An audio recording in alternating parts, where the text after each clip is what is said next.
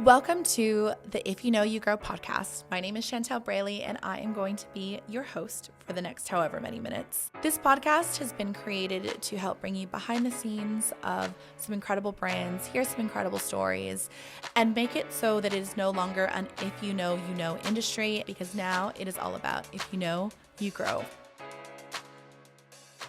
Okay, so we are back again with another exciting episode. I'm very privileged and excited to introduce the next guest that we have. So before I introduce her fully, I guess wanted to share that I'm going to be working with a very exciting program coming up that is called the Encoreship. If you're on LinkedIn, I feel like you would have seen it, but I'm excited to be working as a part of this program as a mentor because I'm so passionate, obviously, about women and the opportunities or lack of opportunities that women often have. So I'd like to welcome Athena Savvas to the show, who is from Dissh. Athena, do you want to explain, one, who you are? I would love for everybody to get to know you a little bit better, but then also explain your role, because I find your role so fascinating, yet I will admit I don't fully understand it. Yes, I get that. I get that quite a lot. So I'm the Sustainability and Impact Manager at Dissh. It's a new role for the business, which is exciting. Actually just come up to my 1 year there. And so since in going through that, it's essentially how I describe it to people is absolutely everything and anything related to sustainability falls within my remit. And so the way I best explain it is using the United Nations Sustainable Development Goals. So for those that aren't familiar, it's 17 goals set out by the UN, and across those goals it starts from things like to do with zero poverty, no hunger, then into things like well-being, education, gender equality, moving into things like life on land, responsible consumption and production, clean energy, all the way finishing with partnerships. And so absolutely everything and anything that fits it within that. That's huge. Is within my remit. I think a lot of people think they hear sustainability and they go planet.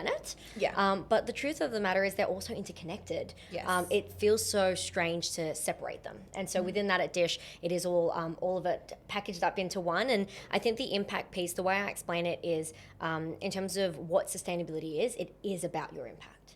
So whether that is, trying to address and mitigate your negative impact that you might be having, and particularly how you amplify your positive impact.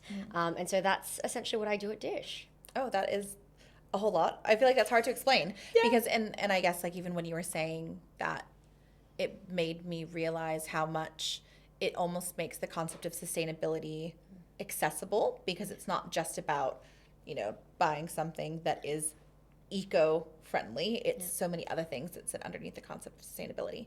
How did you get there? Yeah. Because I think that this is also something that could effectively be a trendy job, but is a new job to market. So yeah, exactly. No, it is a new job to market. Something that I share is that when I was in high school, I remember my careers advisor sitting us down and saying that you're all probably going to do jobs that don't exist yet. And I remember looking at her being like, what are you talking about? What does that mean? It makes no sense. What does it mean? Flash forward, she was totally right. My job did not exist when I was at high school. It probably didn't even exist 5 years ago. In terms of how I got here, it's a bit of a strange journey. For me, it started with the decision after high school. A lot of people in Australia go on schoolies. For me, I did go on schoolies. I didn't find myself in Fiji or on the Gold Coast. I actually found myself in Cambodia. Oh, wow. So I volunteered for 2 weeks in Cambodia. What I didn't realize was that decision would go on to change the rest of my life. So I went on that first trip for 2 weeks. I then went back again 6 months later. I then went back again 6 months later, and then I went back again 6 months later. And so I ended up being FIFO with work in Cambodia for 6 years. And so during that time, I worked with a social enterprise on the ground, founded by a mother and son. And other than the three of us, all the rest were local Khmer staff. Yeah. And so it was very much in the community. And the work that we did there was what we would refer to as grassroots. So very much led by the community. And so we spent a lot of time, particularly out in the rural villages there, understanding what were their needs. We wanted to help them, but what does help look like for them? And so the biggest thing that we identified quite quickly was access to safe housing. Yeah. So a lot of them were living in something that does not resemble anything remotely close to a house. It's not safe, not only from other people, but even just from the elements. So during monsoon season, there was just very little coverage to some of these families. So a lot of our aid work was looking around providing access to housing, so building houses, as well as one of the other major projects we did was access to clean and safe drinking water. And so I did that for 6 years, and during my time in Cambodia, I got to see I guess, the harsh realities of the world. I did witness firsthand what it was like for someone to live in poverty, for them to not have enough money to buy food for them and their kids. I also saw the direct impacts of climate change. So in my first year there, I did something called the Floating Village, and it's this beautiful experience for anyone that's been to Cambodia would know. And these women row you around in these beautiful canoes. It was an initiative set up by the UN years ago to empower women in the community. And I remember it was the first time I ever saw monkeys in the wild. Was in this beautiful canoe through the mangroves.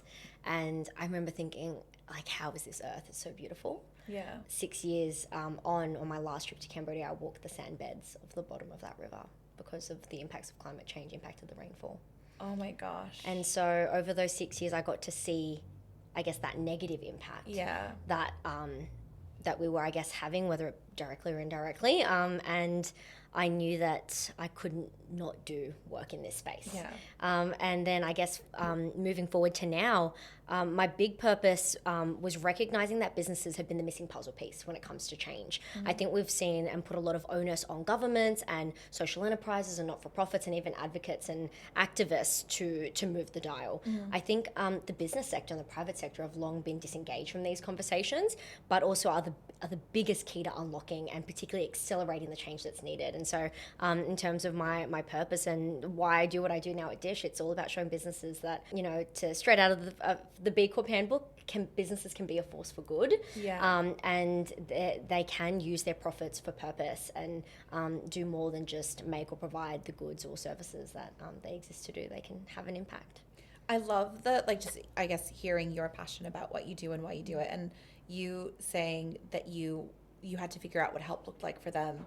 I think shows in essence that, like, someone in your role, I don't think would ever be even able to be performative, but it means that any organization you're in, you're going to force them to not be performative in their actions. Yes. Because of the fact that you even tied that initial thing down to the root cause of, like, what does help look like for you? Because it's not just about showboating what you can do for a country, but like what you can do for people who need it in a way that they need to receive it so that you can drive impact. Because I always feel like that's often the missing gap between what the concept of the act is and then the way that it ends up being felt and executed. 100%. I think it comes back to that intention. I think, well, actually, I would say lots of people have good intentions. Yeah. And I never want to doubt people's intentions, but in terms of the delivery or the execution, it's easy to want to help someone, but I think a lot of people forget to ask, what does help look like for you, and what do you need? How can we actually show up for you? So that intention leads to action, and that action is actually delivering on what you're setting out to do. I don't think that this is actually a term, but I was thinking, like, it's like, I don't want to, like, privilege explain to you what you need. I want you to tell me how I can best help you, because that is in the essence of what I want to do. 100%. So at Dissh, I mean, I have watched Dissh, the evolution, like being in Brisbane and watching the evolution of Dissh as a creative, as a marketer, as someone in e-commerce has been phenomenal. But I think as somebody who cares deeply about people and wanting to drive impact, I've seen Dissh do some of the most phenomenal things. And one of the things is what we're here to chat about today, taking on the Encoreship. Could you please explain to everybody what the Encoreship is and, like, what the purpose of the program is? Yeah, definitely. So the Encoreship was initially founded back in 2021, initially actually by Alpha H Skincare, and they're now CCO at the time, Tina Rendello. And the Encoreship was really created to be a game-changing initiative to empower women to confidently re-enter the workforce after an extended period away. And the subtext there is, after that extended period away, where they're having those real difficult challenges in effectively breaking back into the industry. And so back then, Tina knew that it couldn't just be an initiative for just one business. They could have 100% kept it as an Alpha H internal initiative, but for Tina, it was really important for her to create a program that could have a big impact, and she knew the best way to do that was to get other brands on board. Yeah. So back in 2021, she picked up the phone to Lucy, our director, and said, "Hey, Lucy, I have this vision, I have this dream that women who are looking to come back in the workforce can, and they can do so confidently, and they're supported by businesses that want to create and make space for them and welcome them in." And from the very beginning, Lucy could immediately see that vision that Tina was painting, and so Dissh joined. And so since then, Dissh has been the only a consecutive brand partner every single year. We've been a part of the program since inception. inception. So that's over the last 4 years, we've welcomed 5 Encorers through our Dissh doors. And this year we had the incredible opportunity provided to us by Alpha H to actually take over the facilitation of the program, which has been such an honor to inherit this legacy from Alpha H and Tina. And our goal is to really, look at the program, build on those incredible foundations that are there, and in particular try to scale and grow the impact that the Encoreship can have for women.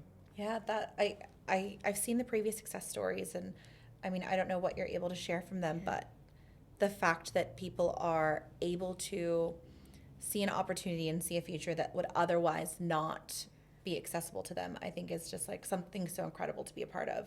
What is different in particular about this year versus previous years? Yeah, great question, Chantel. So for us, in inheriting the program, we did want to take time, linking back to what you said before, really think of the intention of the program. So, we're here to support women who have had that extended period away, who are struggling to re-enter the workforce, and to effectively help them do that and build confidence around that.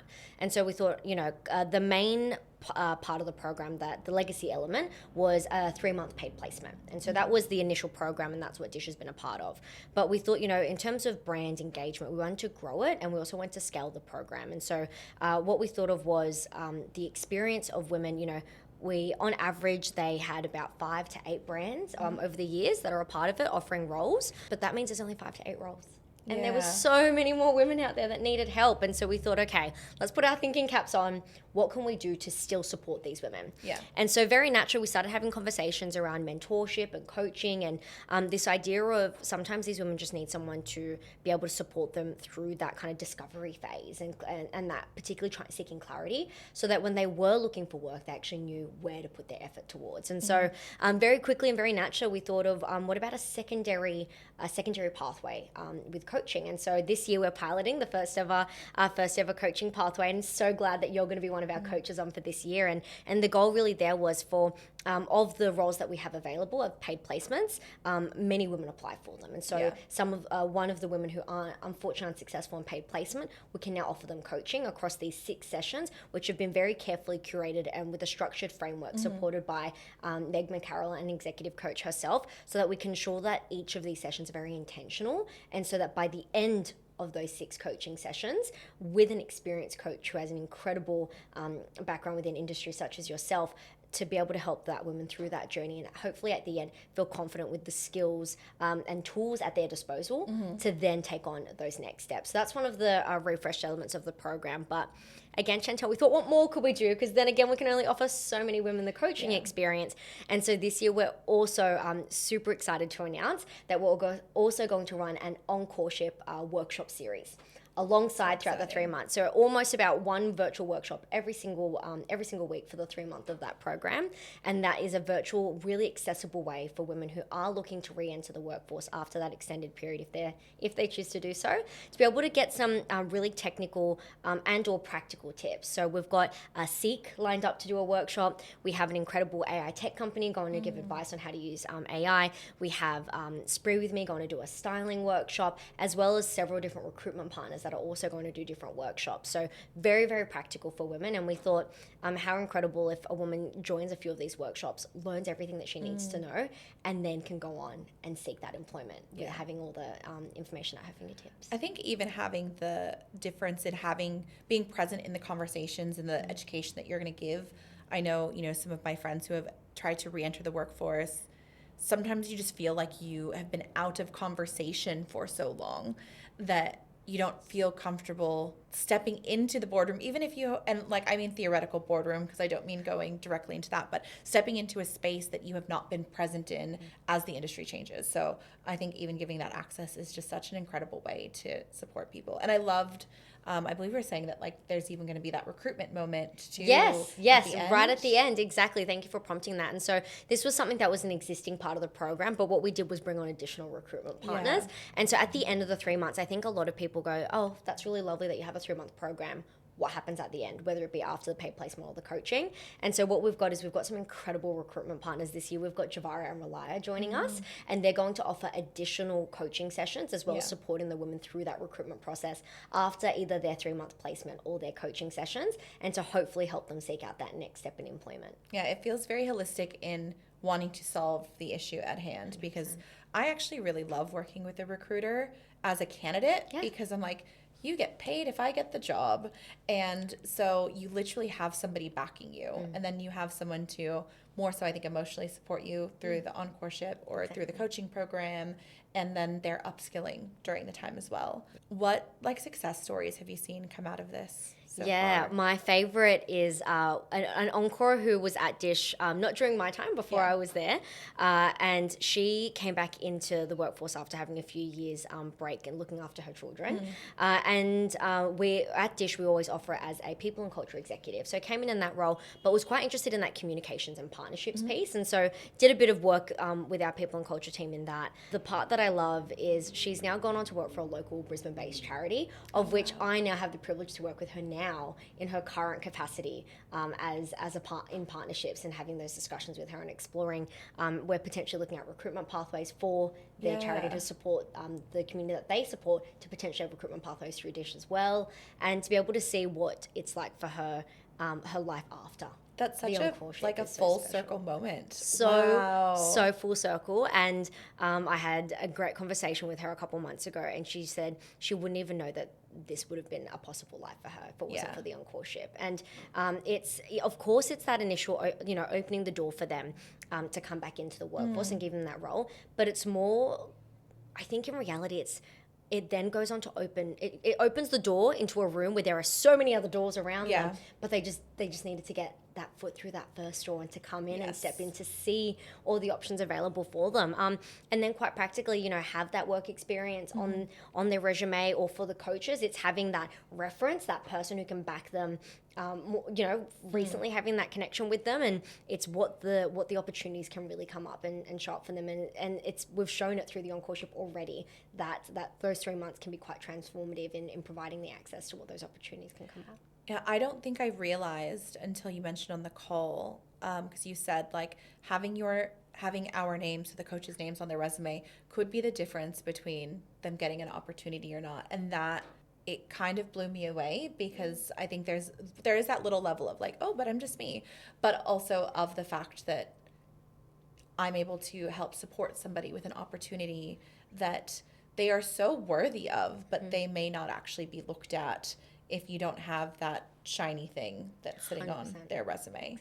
Exactly. Because it is a privilege to be able to take the time off and to be able to choose to, whether it's like raise a family or step, whatever that is. But I think we forget to recognize how much of a privilege it is to then own your own narrative and come back into the space and not be forced to just get a, casual job or a side job, or like, again, if you would like to do that, then that's amazing, but that may not be everybody's path. And it seems like more of a privilege that you get to return to a path that you would like, which I don't think that should be the case, even though it is the case. Yeah, I think for a long time, how I kind of described it to some people was, if you view someone taking a sabbatical, them returning back to a similar job that they had pre-sabbatical wouldn't really surprise you too much.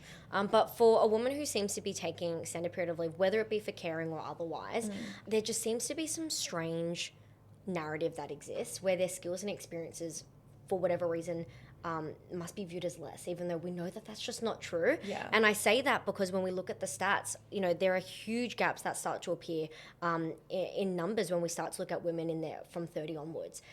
30 is the age where we start to see the gender pay gap start to have a stark gap, and then it just steadily increases. When it comes to women in leadership, we have equal presence up until the age of 35 here in Australia, but then from 35 and onwards, the presence of women at leadership levels starts to decrease.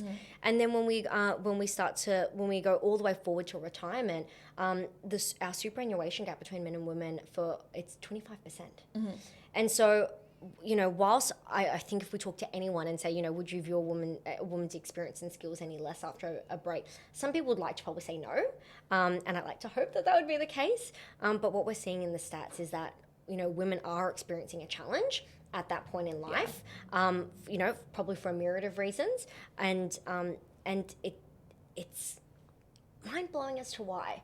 Yeah. Because these women do have incredible amounts of skills and experiences. One of the women that we helped through the Encoreship used to be in an executive level position, but had about 10 years out of the workforce and was struggling to even get an interview. I'm like, your experience doesn't just vanish. No, it because doesn't. you had a break. Yeah. If anything, your experiences probably became you had more experiences and more kind of EQ that you've learnt along the way that you can incorporate in a way that is hard to put on paper. And so, whilst we're seeing all this, it shouldn't be a privilege for someone to be able to come back into a job that they want. And there's so many transferable skills that you gain while stepping away from work, and that's whether it's sabbatical to raise children, to be a caretaker, whatever whatever the reason. And I think that's the thing. It's going to be easy for us to relate it back to moms who are away from work, because that's going to be probably the biggest thing. But like whatever reason someone has stepped away, you often are gaining incredible transferable skills, and you also come back with like the power of actually knowing what you want. I've done hiring in my career where I've hired maybe the untraditional hire, I'm going to say, because I've never not hired the best skilled hire in that sense, but the untraditional hire, and it's always paid off for me because they have a transferable skill set or an EQ that they wouldn't have been able to have had they not have that non-traditional path. Yeah, Definitely. I mean, I even think of myself earlier, like my time in Cambodia was very untraditional, and how I would be able to write that down on a resume would be very hard to encapsulate. But I know, as you mentioned before, it's a huge reason as to why when I do the work now with the Encoreship as the new program facilitator, it's really mindful of what does that support look like, and linking it back there. And I think equally for these women, as you said, in caretaker roles, when they're choosing to come back, they're coming back with so much thought and intention. They want it. Yeah. And so why wouldn't we want to make space for them? Exactly. And your path like will help provide the purpose of why you're doing it. But I often think like, and this is even when I hire marketers, and a lot of times when I am hiring a marketer, it is somebody who's fresh out of university. And it's often like all of the other things that they've done that I value more, because just because you've sat in a classroom doesn't mean that you have any of the skills that are actually needed. I really want to know like, what have you done and why do you want to be here? And that has so much power. In the lead up to our call, we actually chatted a bit about unconscious bias, and I think that is something that heavily sits in this area. I do feel that you would be the more appropriate person in definitely explaining it properly. Could you explain to people who haven't heard of unconscious bias what it means? Yeah. Unconscious bias is a tricky one, because I think when people hear the phrase unconscious bias, we immediately get quite defensive and armor up, because it makes us all quite uncomfortable. The truth of the matter is it is uncomfortable. It's an uncomfortable conversation to have. But really what we're talking about when we talk about unconscious bias is the preconceived notions and assumptions that we have about different groups of people. And I think from the very outset, we need to acknowledge that biases exist everywhere. They're all unique to us based on how we were raised, whether it be the parents that we have, the house that we lived in, the country that we come from, the schools that we went to. We're all ingrained with our own biases. The biggest thing that we really need to be trying to do around unconscious bias is really making them conscious and checking when it's showing up unconsciously and what are those behaviors that are manifesting that we don't really like, we don't want to see, things that are really perpetuating those kind of negative biases, and just becoming more conscious about them. But they creep up, all the time, and hugely related to the Encoreship. I feel like the women, particularly in this program, they're being hit by unconscious bias in a way that we don't often talk about, because I think normally unconscious bias, which is brought up in the men versus women conversation, or the very obvious things that are glaring out. But, having sat in rooms with people making decisions over, we couldn't hire a mom because of XYZ. And I'm like, what? Yeah. What a weird thing I don't want to hire a mom because what if her kid's sick? Dude, what if you're sick? Like, do you not realize we exist in a world where like things are going to happen, and that is the worst reason to not hire somebody, or it's I think that's like with unconscious bias, when I was like, oh, maybe you should explain it, because I think unconscious bias, there's so many things that are conscious that you are doing that I still feel fall under unconscious bias, because you would never admit that like, oh, I didn't hire them because I had a a concept of who they were, despite the fact that I never took the time to actually speak to them and figure out why they were actually there. Like nobody would admit that. You'll say that very obviously about, I would never hire a man because he's just a man, or a woman because she's a woman. Like, you will take that. But I think with all the other nuanced categories that people sit in, no one will admit that they're consciously doing it, because they probably don't realize they're doing it. No, correct. I think hiring across the board is, I think, one of the places where unconscious bias comes up the most. Yeah. In a way that people maybe are not aware about. Whether it be hiring a mother or parents, or otherwise, or the kind of other biases that come up. I think, how can you just steal a person by a couple pages on a piece of paper? Oh, it's so hard. And like, hiring is hard because of that. But because of that, right? And like, as a human, like, how can you even try to put it on? I mean, we've all been there and we've all tried, and you never really feel like you're encapsulating who you are in a couple pages. And so I think because of that, though, we think we need to make assumptions about it, whether it be the name, whether it be what that implies about their kind of backgrounds, who they could be. And I think that's the biggest loss when unconscious bias creeps up, is that we're not providing the opportunity to find out who someone is and who they truly are. Yeah. And when we can really become more conscious and really look for that individualized information and really start to be really open-minded and ask questions. And if we notice that maybe we're not leaning towards hiring someone and we go, oh, wait, why? And if we choose to ask ourselves that why question internally and go, oh, maybe it's for this, hopefully we can then start to see people for who they really are, and hopefully find the right person that you're looking for, and not just making those assumptions. Yeah, because it is about finding the right fit for your business. And I think a lot of the preconceived notions about hiring women returning to work, a lot of those exist with just Gen Z who don't have other commitments, because they, like, they might want flexible work, they might want this, Gen Z also wants those things. So like, whether or not someone has been out of work for the last 10 years because they've raised a couple children, or whether they just graduated uni, these are very valid concepts that just exist in the hiring rhetoric in general. Yeah. Like, they exist there, but it's so much harder on women, unfortunately, because there is the concept that there are blockers to their success when there really shouldn't be. I don't think that, like, I've had so many incredible employees throughout my career, and there were values that were all similar between them, but there were not characteristics about their life in that sense that made any changes as to what they brought to the table. Yeah, 100%. No, that makes total sense. I think because we're all so different. Yeah. And so to make, yes, occasionally there are going to be similarities across our values and maybe what aligns us as people, but we're all so individualized in our own special ways. And so we need to make sure to make space for that. And unconscious bias can be one of the biggest barriers to providing, I was going to say opportunity, but no, just making sure that we are creating space to see people for who they are. Yeah, to give the room for them to thrive. How have companies reacted when you've brought the concept of Encoreship to them? Great question. When it comes to how brands have reacted, overwhelmingly, brands are very supportive. Brands want to be a part of this. This year we've got 4 brands, including Dissh, participating. I can see how that probably sounds quite contradictory for me to say that brands have been overwhelmingly supportive and positive around it, and yet only 4 businesses are offering paid placements this year. I think whilst there's a lot of support, the biggest challenge for not just the Encoreship, I think for anything kind of sustainability and impact related for businesses is it's competing with every other business priority. Yeah.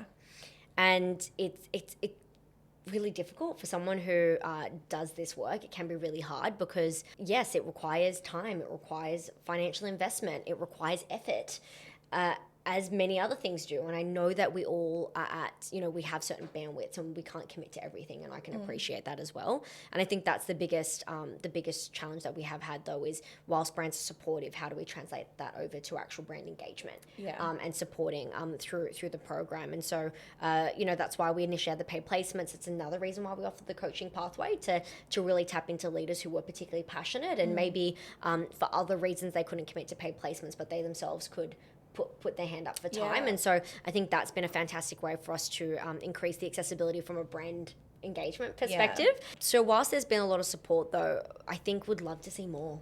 Yeah. I'd love to see more businesses on board.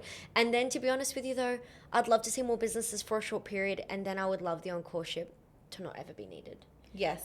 That would actually be the goal, Yeah. is that the Encoreship doesn't need to exist, because, you know, all those stats that I mentioned to you before, that's not the case anymore. We see the numbers change. We don't see that women from, 30 and onwards start to have these kind of gaps, whether it be pay gaps, whether it be in superannuation gaps, whether it be in leadership. We start to see things level, and so therefore the Encoreship doesn't need to exist, because that unconscious bias was addressed and is no longer being a barrier for these women to be able to step back in. And I think like being in e-commerce, we also are like very heavily female dominated and female oriented. And so what a great industry to really pioneer this and to be a part of it. And I think there is the side of like bringing someone new into your organization is a bit scary and a bit daunting. And I think, I'm sure there were probably businesses that would have loved to do it, but maybe they weren't resourced appropriately to be able to handle it at capacity. I know, at NH, it was like, oh, we haven't forecast this headcount in. It's a little bit sticky. And I was like, yep, I will invest my time.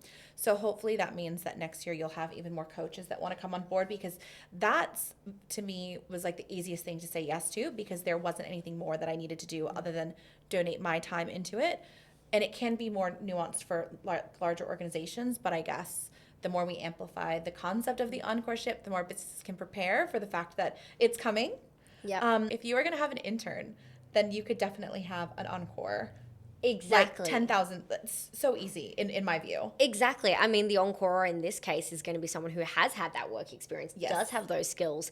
And I think, I love what you mentioned about, NH's experience there. Whilst, we do want to see more brands join, we also really appreciate when brands have gone, you know what, we actually won't be able to deliver a really meaningful Encoreship experience. Yeah. That's something that we really appreciate, because we only want businesses to be stepping up and putting their hands up to be a part of it, offering paid placements if they are willing to genuinely invest that time and effort more so, and be able to feel like they can confidently deliver that really positive experience. And same for our coaches. We only want coaches that are going to come on board that are willing to commit that time, that are able to show up for those women for those coaching sessions. And that's because, these women are already being so brave in applying for these roles and putting their yourself hands out up. there is so tough. Right? And so we need to make sure that we can show up for them then in that moment, because they've done that bit. We need to make sure we can meet them there.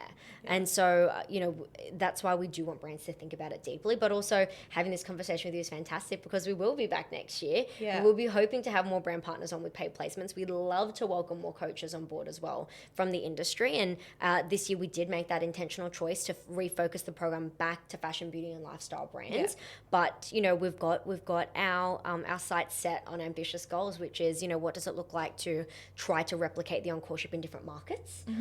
We've had some businesses reach out from different countries, and be fantastic to see, what does it look like to try run them in different regions, but also what does it look like to then support potentially other program facilitators in other industries. What does it look like to have the Encoreship in STEM? What does it look like to have the Encoreship in hospitality? Like, how can we grow the Encoreship and, bring on other equally passionate businesses from those sectors to almost, I guess, co-facilitate a program? And so we've kind of got these big, bold ambitions about the program, but it starts with this year and us delivering a high impact program, and then hopefully showing other businesses with confidence that they can do it too. Between like your passion and the structure of this year, and I'm to the value of where the Encoreship is coming from, I have no doubt. Like, I've watched it grow every year, but it really just feels like it's had like new life inside of it. I don't know if that's just because Dissh is just I feel like anything that Dissh does it really well. And I think they've continued to do that throughout this whole evolution. But I can't wait to see what comes out of this, because I too want to exist in a world. I was going to ask you if you could wave a magic wand and there was anything you could have, but that would be the thing, that this wasn't a program that we needed to have. I mean, exactly. If I could wave that wand and make it an even bigger picture, it'd be that my role is redundant entirely, not just the Encoreship. I don't want to have to be a sustainability and impact manager or anything like that. I want our world to exist as that. I want the non-business as usual to slowly become business as usual. Because then that way sustainability and being aware of our impact and wanting to amplify the positive impact just exists within everyone's roles. It exists within our marketing teams, our brand teams, our production teams, all across businesses, if it's embedded all the way. And I'd love to be out of a job one day. I feel like you're still a ways away from that, but I do think so, I too. love this dream as well. I just love though that you are doing it though in the, I don't want to say the appropriate way because that would mean that someone's doing it in the wrong way, but again, like there is this constant concept of like, you know, greenwashing and I mean like that could be an episode in itself, Yeah. but like it's so easy to be performative in a lane and drive a lot of noise but no impact.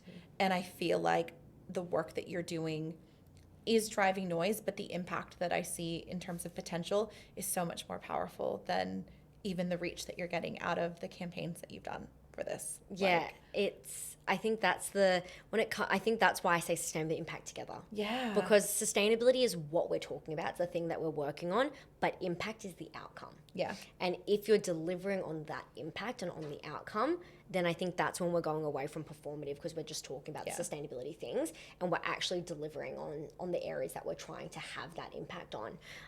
And it's what we strive to do. And at Dissh, it's all about authenticity. And if we're going to do something, we need to be all in. Yeah. And for us, when it came to the Encoreship, it was always going to be a part of our BAU. Like this year, it was an assumption that, of course, we were going to do the Encoreship.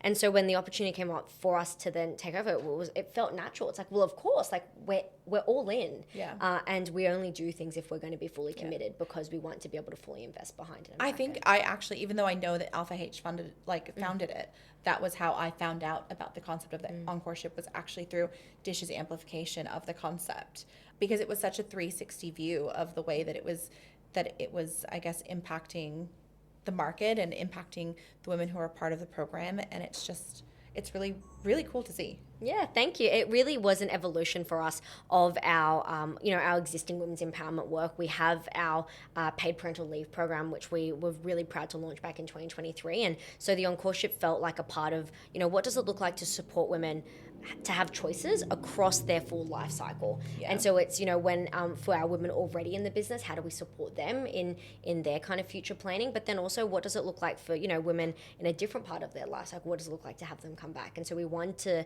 when we talk about empowering women, we want to be a genuinely holistic approach and consider a woman's journey throughout their life. The Encoreship was another piece of that puzzle for us. Oh, it's like I get like goosebumps, but it's so exciting to like hear about the work that you're doing. So if like a woman was listening to this, right? Well, look, I'm like 98% female. So in terms of the audience, so the couple guys that listen, I adore you. I appreciate your support, but it's mostly the girls who are here. So of the women who are listening, like what advice could you give to some of them that are, maybe returning to the workforce? Like what have you learned and picked up on so far? I think the main thing is to just courageously put yourself out there and be brave. Last year's Encore, who I had the privilege of working alongside, she said that she started her application and then she stopped. And then her friend followed her up and said, have you submitted that application yet to Dissh?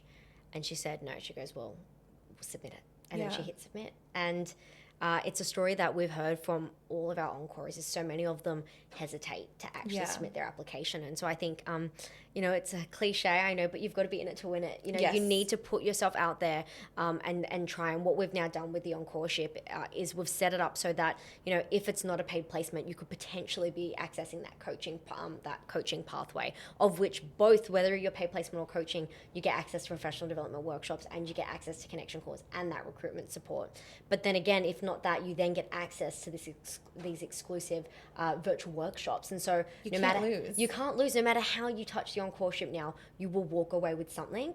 And all we're about is giving you choices. And so if there was one thing you could do is put yourself out there, connect to the Encoreship, because no matter how you touch us, you will walk away with something if that's what you want to take away from it. One thing that I wanted to touch on that you said earlier, but we actually got away from it, was you said that like your job didn't exist 5 years ago. And I think that is one thing that is so powerful, and I don't want it to get lost in the conversation, because for these women who are feeling, deflated, or maybe the ones that are being, looked past, there's so much opportunity that they may not even be aware of because the landscape has changed. And I think instead of seeing that as daunting, see it as opportunity. Because there are women who are looking to do what we can to, give you a seat at the table, because your seat is so valuable. Yeah, definitely. I think, that can sometimes be the biggest challenge, is that women just don't know what that role looks like. They know what it looks like, they don't know what it's called. Yeah. What do you type into Seek? What do you type into LinkedIn when you're looking for these jobs? And so, you know, reaching out to us, we will be having workshops literally on doing that discovery work and learning about all these kind of emerging industries and these new roles, and understanding what the kind of employment climate looks like right now. And so 100% you don't know what could be out there for you. And particularly if you have been out of the workforce for a few years, the roles that could be out there that might be exactly what you're looking for exist, and we're going to be here to help you to work through that transition. And you know, for anyone that's listening who is on the other side, who has returned back to the workforce, is in the fashion, beauty and lifestyle space, and would love to support, if you're a brand that's interested for 2026, please reach out to me. If you're someone who is in a senior leadership position in kind of that executive level, we'd love to have you on as a coach for next year's program as well. And you know what, it doesn't matter if you're a female or a male. If you're here to support a woman and you are genuinely you know, you're genuine about that intention, we want you to be a part of our program. We do have a coach this year who is a man. I saw that, yes. And he was like, Athena, I really want to support these women. And I said, well, you're a senior level leader who can support one, so why not? He was actually someone that when I saw him on the invite list, I was like, wow, I'm cool enough to like be in your presence and on a roster basically with you of other coaches, because he's somebody that I really look up to in my career. And I, you know, Athena and I were chatting about this offline, but it's amazing that women are creating opportunities for other women. However, it would be silly to not acknowledge the fact that, like, and me personally, I can attest to this, I am where I am today because I had opportunities that were supported by really incredible men, and I would not have the knowledge that I have today if those men didn't give me an equitable seat at the table and open doors that otherwise would have been a lot harder to open, because either they saw potential or they saw the skill set that I already had. It would be great if everyone saw potential and gave the opportunity, but sometimes can you just see what's in front of you? You know, it would be like misleading to not acknowledge these incredible men who do these things for us and who help pioneer that with us. Definitely. For me, I've always long said, when it comes to gender equality, sometimes we forget that men and women, we're each 50% of the population. Yeah. We are not going to change the world, and particularly about gender equality, if we are only talking to and engaging with 50% of the population. Yes. We need the other 50% to come on board and to get this moving. And so there are 100% men out there that are willing to support, whether they're leading businesses, whether they're potentially the partners of some of these women, whether they're just general, men in our lives that want to support women. And there's a space for them too when it comes to the Encoreship. If you are, as I said, if you are genuine about their intention and you want to support us, then we're here for it. Yes, I agree wholeheartedly. Is there anything else that you'd like to share before we wrap up? I think just the final thing about the Encoreship, the name Encore is all about supporting women to have the second act in their career if they choose to do so, because we believe that after an intermission comes the encore. I love that. Thank you so much for your time. I've really enjoyed chatting. Thank you. Likewise, Chantel. Thank you for having me. You're welcome.